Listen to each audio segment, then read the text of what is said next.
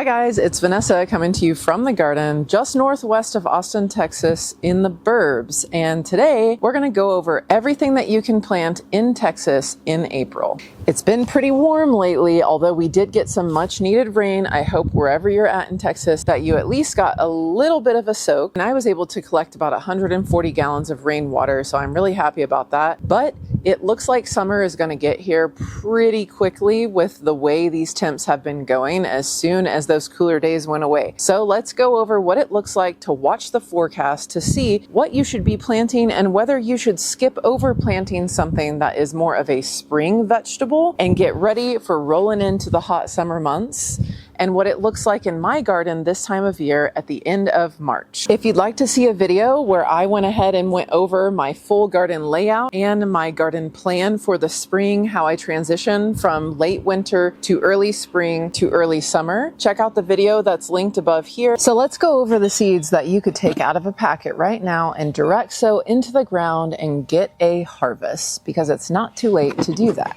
Now is the time to direct sow some corn, and I have some really cool varieties, so we're going to see if they pop up anytime soon. Hillbugs did eat my first round of direct sowed corn, but we persist. If you want to have some cucumbers to grow for pickling, right now is the time to get them growing, because they are not going to do well in the extreme heat here in Texas. They can get a little bit bitter. If you are worried that they will get bitter too soon, you can go ahead and sow things like the China jade cucumber, which is an Asian type of cucumber. Better for slicing, not so great for pickling. And the Armenian cucumber, which is actually a melon and will do really well through the summer months and does not get bitter because of this. Temps are still a little bit cold, but you can direct sow things like loofah and okra, or start them in pots, which will have a warmer soil temp because it's a smaller container. Just make sure to keep them watered, and then you can transplant once nighttime temps hit 50 degrees on average. It is a little bit late to try and grow things like zucchini and patty pan squash, because the squash vine borer will be here very soon. But I went ahead and started some a few weeks ago, and I have them outside in pots. Who knows if they're going to make it or not, but I do have some tromboncino and some Seminole pumpkin started, which are in the Cucurbita moscata family or machata family. They are a lot more tolerant to the squash vine borer damage, and they grow really prolifically. And they're a really great option if you would like to grow squash in Texas with the squash vine borer. They still may have some issues with squash bugs if those are a really big issue for you in your area, but just know it's okay to not grow squash. I know we all want to have pumpkins and fresh summer squash, but sometimes the effort spent on those things could be spent learning so much more in different areas of the garden. If you'd like to read a guide about how to grow squash with the squash vine borer in Texas, I'm going to put a link to my Patreon article that I wrote about this below in the description of this video. My favorite time of year is when we can grow green beans, and green beans grow in two different ways. They grow in a bush, or they grow on a pole, which is really a vine that needs a little bit of trellising support. Takes longer to get to maturity to where it will start producing the beans. And then bush beans, which grow much like the photo on the back of this packet. They can be grown 4 per square foot, and they almost lean on each other as they're growing. They get to maturity quicker and start producing sooner, but they do stop producing a little bit sooner than the pole or vining variety of beans actually grows. So I like to start both this time of year in different areas of the garden, and whichever one peters out first is okay with me, because I get a lot of green beans no matter what. Now, with bush beans, you can succession sow bush beans, as in you can put down some bush beans and 2 weeks later put down more bush bean seeds in another area. This can help you have fresh, happy plants for a longer period of time going into the heat, but know that bush beans are a little less tolerant of really hot conditions comparatively to pole beans. In my summer garden plan, I like to add things like long beans on trellises, and I typically will put those out usually around May, which is when my regular green beans start to kind of peter out or not produce as well or become pest magnets. Now, you can grow cowpeas right now, but they really, really love the heat, so I love to use them as a summer cover crop to increase the nitrogen in my soil and just to have food that's still growing when the relentless heat really sets in. So usually in June is when I'm planting my types of purple hull peas or black-eyed peas in the garden. Although watermelons are in the cucumber family, they really take off when it gets warmer outside. So you can totally plant watermelon seeds direct sown right now, but they're going to grow a little bit better if you just wait a few more weeks for soil temps to heat up. Now, Southern Texans, you know I'm probably not talking to you when it comes to this. You guys have almost hit 100, if not already hit 100 by now, so you can feel free to go ahead and put out all of these hot weather veggies, and they should grow pretty fast for you. Now, in central to northern Texas, we have a little bit of cooler weather still kind of creeping in day to day. Actually, today on Monday the 31st, when I'm filming this, it's actually pretty nice out right now. So there's a few things that you can direct sow still right now, and maybe they will taste not bitter and grow underneath the shade of other plants that get a little bit bigger this time of year. And these things would be radishes, carrots, beets, and they tend to grow a lot faster this time of year because days are longer, but you take a little bit of a risk of them being bitter if it gets too hot. I still say it's worth it to sprinkle in some seeds in different areas of the garden, because if you never grow, you'll never know. Now, I know we're all happy to grow lettuce when it's not crazy hot outside, and I do have some lettuce still growing that has not gotten bitter yet. It gets afternoon shade, and right now with ambient temps not being too hot, you can still direct sow some lettuce, but really think about where you're sowing that lettuce, whether it's under the canopy of a young tomato plant that's going to grow up and give it some shade, or it's in an area of the garden that gets a lot of afternoon shade. Or if you have the ability to put up a small shade cloth structure, you can still eke out a few rounds of lettuce, but it could get really hot. And when it's really hot, no matter how much sun lettuce gets, it can get bitter on you. Now, I'm not planting a whole ton of leafy greens this time of year, but there are two types of leafy greens that do really pretty well in the heat here in Texas for me.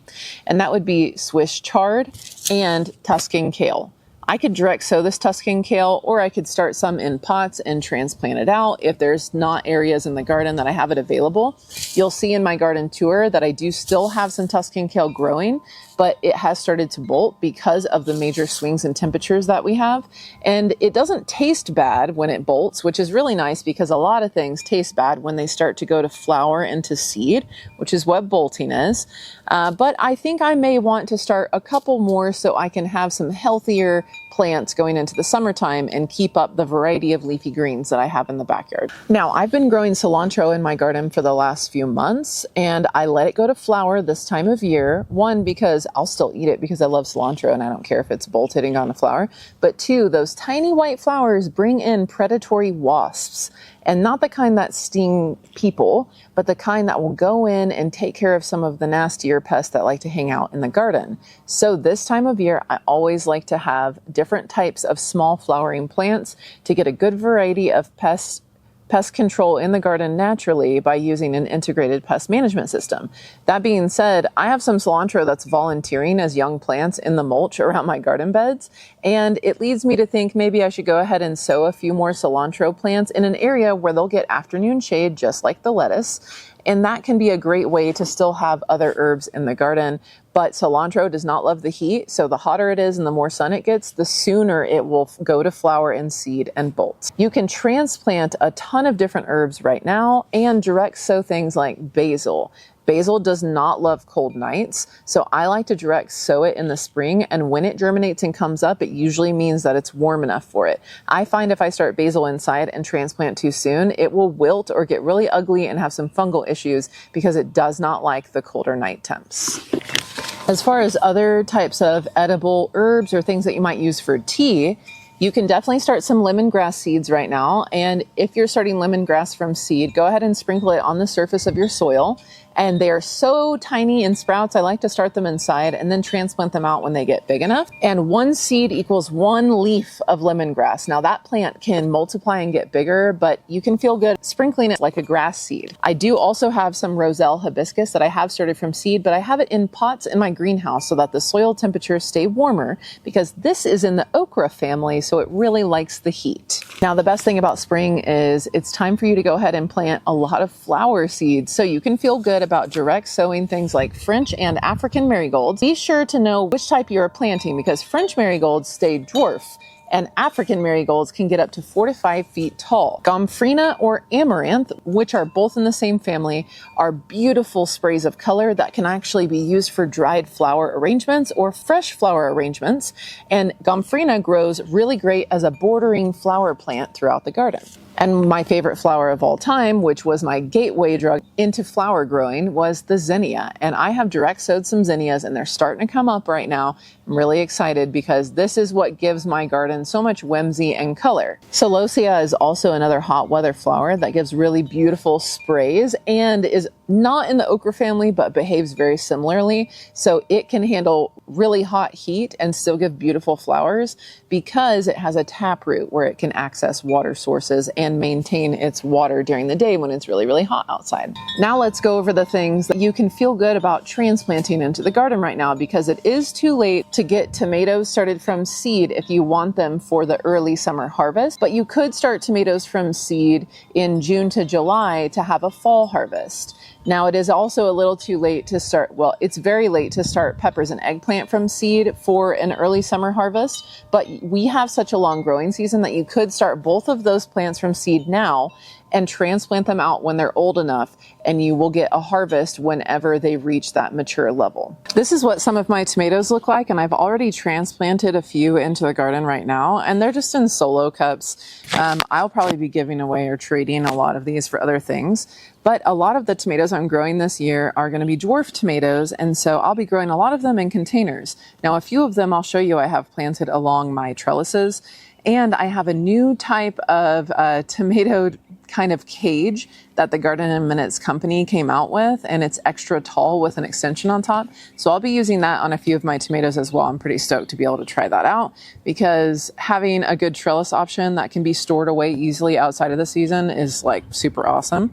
But yeah, this is tomatoes that were started at the end of January. They probably could even be a little bit bigger, but tomatoes are going to grow to the size of the container that they're in. These are just solo cups that I reuse every year. I do all kinds of different seed starting containers, from soil blocking to solo cups to epic gardening trays. You can feel safe transplanting your tomato plants, whether they're small or big, right now into the garden. Along with transplanting peppers, just know if soil temps are really cold where you're at, the peppers are going to get a little bit stressed.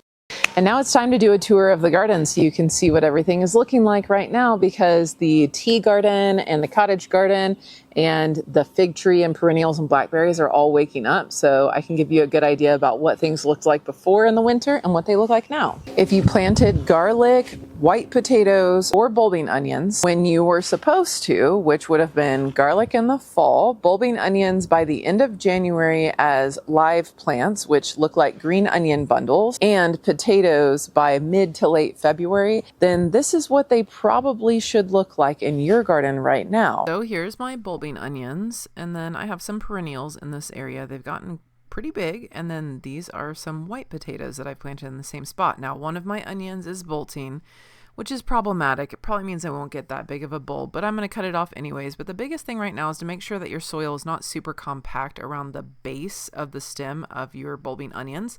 This just allows them to properly bulb out. You can see here that this red Creole onion is actually really trying to bulb. So as long as I have that scraped around the edge, some people call it spooning.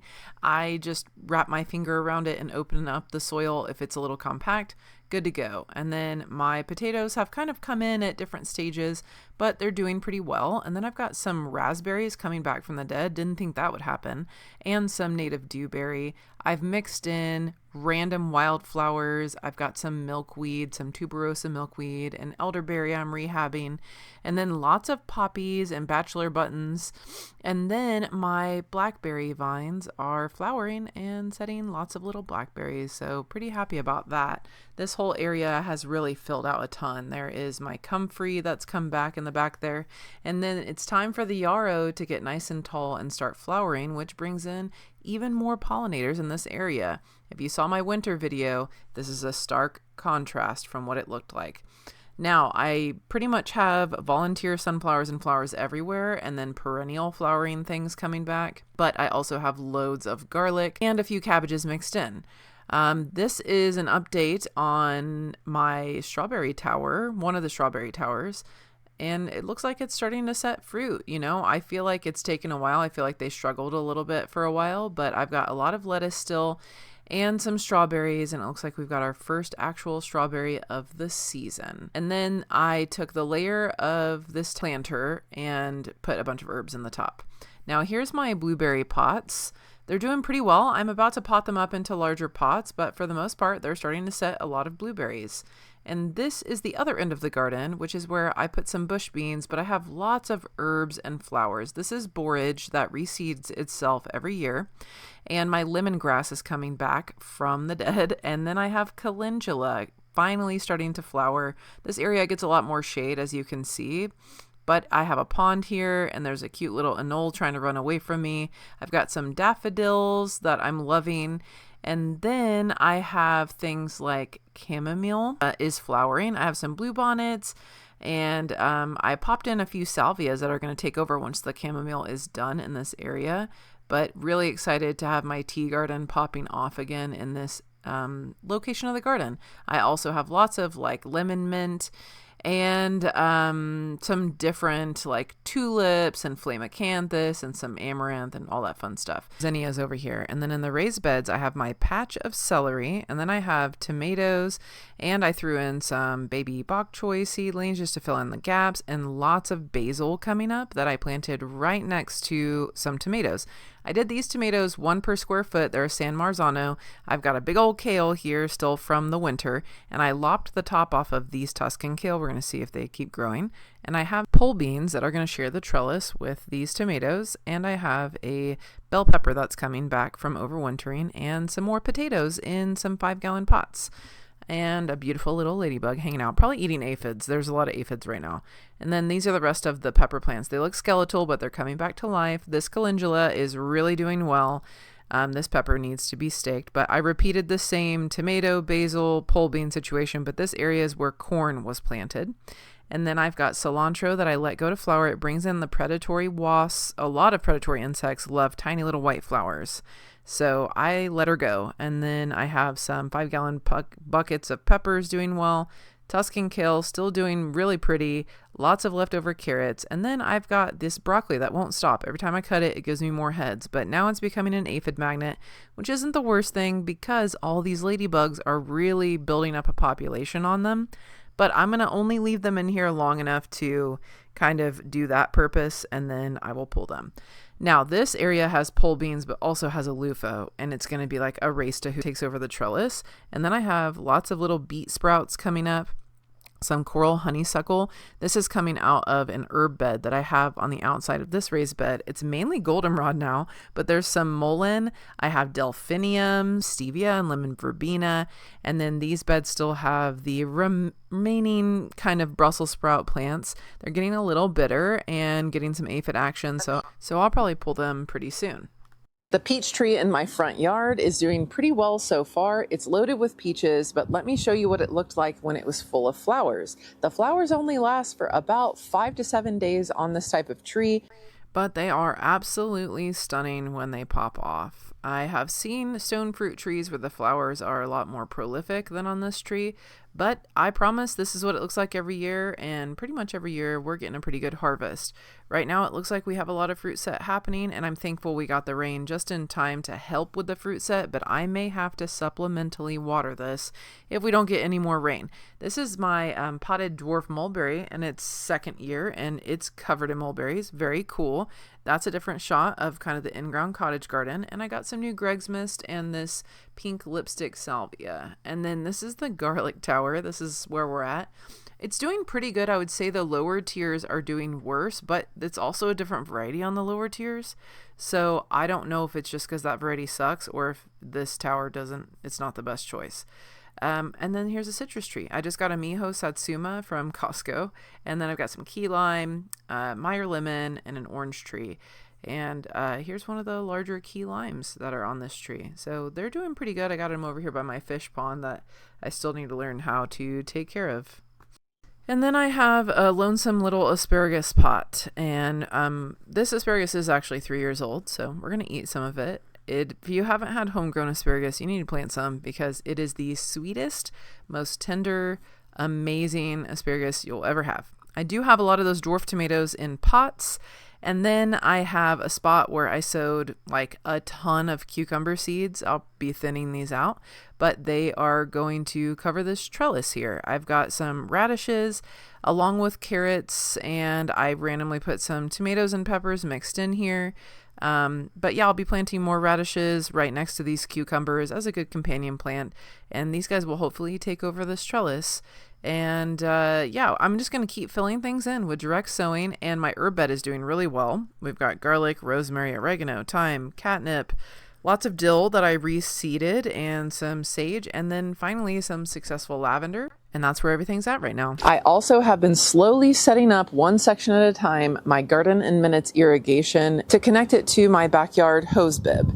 And I set up a new timer from Orbit. It's called the Beehive timer. And I have a full video that I'm working on for that, but I'll show you guys a little bit of how I connected my house to my garden bed so that I can have a more automated watering system, because that is the biggest thing that has helped me be more successful, grow more food, and have a better time in the garden in general, because I'm not out here watering constantly, and it saves me on water usage, which is really important. How I set up irrigation to my raised garden beds using an irrigation timer and these garden in minutes irrigation grids. I use 1/2 inch poly irrigation tubing from Lowe's or Home Depot to connect those two things together, and this is what it looks like when you find it in store. And these are the connectors I use to get around sharp edges and corners without kinking that poly tubing. First, I lay out my garden design on grid paper and decide which beds I'd like to have on each zone. I always add an extra poly tubing line where I'm going to have containers, so I can run small lines to those containers from the main line. I use a simple 2-way splitter directly from my water spigot to make sure my hand watering hose has its own line, and I add these hose end fittings to my poly tubing to make sure I can connect it to my timer or directly into my water outlet. This is the female hose end, which connects to most water spigots. Then I use an elbow piece to be able to run it across my pathway so I don't get a kink in the hose. These are reverse threaded and are removable if you change your mind on your design later. I'm staking this down so I don't initially trip over it and running it to my first garden bed. And because I want to connect multiple beds, I'm going to add a T connector here and a small hose going into the manifold of this first bed. Now, this manifold connects 2 beds already, but I'm adding more than 2 beds to the zone. I then connect the male hose end fitting into the manifold and add a small piece of poly tubing just to make sure I have something to connect my T connector piece into. That way I can continue to run more lines around the edge of this bed and onto the next area. So I continue the tubing to the corner of this bed. I add a corner piece connector so I don't have a large kink, and then I added another T-post connector so I could run an auxiliary line with a temporary hose end clamp just to an area where I know I'm eventually going to have containers. My containers will be connected with barbs and 1/4 inch lines into that main tubing like this eventually. Once I have all my beds connected, I go through and do a test run and make sure that the flow is adjusted on each manifold to make sure all beds are getting watered equally.